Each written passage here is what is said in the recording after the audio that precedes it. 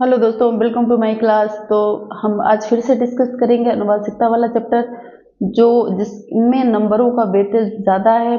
पूरे सिलेबस में से सबसे ज़्यादा जो क्वेश्चन पूछे जाते हैं इसी चैप्टर में से पूछे जाते हैं। ठीक है, तो हम इसको डिस्कस करते हैं। देखो, हम यहाँ पे कोशिश कर रहे हैं बच्चों को शॉर्ट तरीके से जो जिन चीज़ों में दिक्कत हो रही है वो समझ में आ जाए। देखो, ये वो समय है जब हम चीज़ों को रटेंगे तो हम भूलेंगे। अगर यही चीज़ थोड़ा एक्सप्लेन कर दी जाए ना तो हमारे दिमाग में ये जल्दी बैठ जाती है। ठीक है, और रिवीजन में आसानी होती है। ठीक है, तो हम यहाँ पे यही कोशिश कर रहे हैं। अगर आपको ये तरीका सही लगता है, वीडियो अच्छा लगता है, तो थोड़ा सा मोटिवेट करने के लिए वीडियो को लाइक, चैनल को सब्सक्राइब जरूर करिएगा। तो यहाँ अगर नहीं अच्छा लगता है तो कोई बात नहीं, फिर हम और कोशिश करेंगे कि और बेहतर काम कर पाएँ और आपको और बेहतर दूसरे तरीकों से समझा पाएँ। पर फिलहाल आपके एग्ज़ाम को मद्देनज़र रखते हुए एक छोटी सी कोशिश है, ताकि ये जो इम्पोर्टेंट चैप्टर है इसमें हमारे प्यारे बच्चों को कहीं पे कोई दिक्कत ना हो। ठीक है, तो यहाँ पे देखो, जीन प्रारूप तथा दृश्य प्रारूप पर टिप्पणी लिखिए। या फिर यही क्वेश्चन किस रूप में आता है, लक्षण प्रारूप एवं जीन प्रारूप के में अंतर स्पष्ट कीजिए। या इसी को क्या बोलते हैं, जीनोटाइप और फिनोटाइप। तो तीनों टाइप के क्वेश्चन आपको याद रखना है कि ये एक ही चीज को बोला जा रहा है।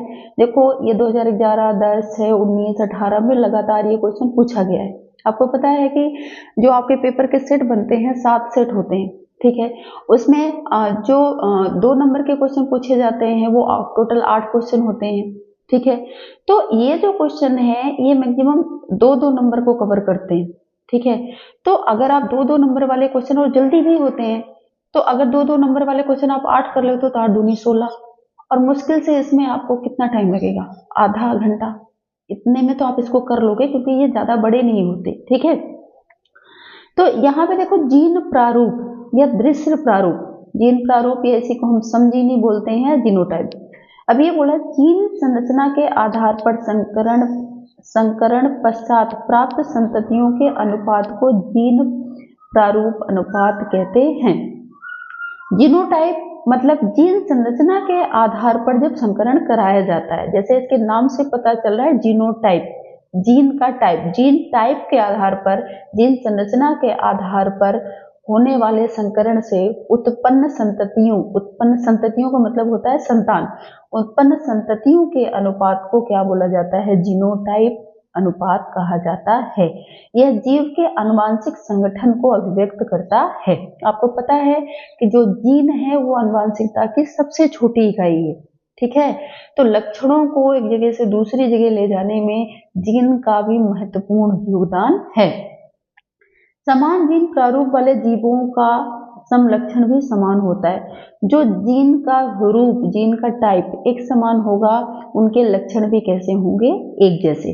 तो जीन प्रारूप या समजीनी मतलब जीन के रूप या जीन की संरचना के आधार पर संकरण कराने पर जो संतति उत्पन्न होती है वो आपका क्या कहलाता है, जीन प्रारूप या समजीनी। ठीक है, और जब समान जीन होंगे तो उनके लक्षण जो प्रकट होंगे वो भी कैसे होंगे, समान।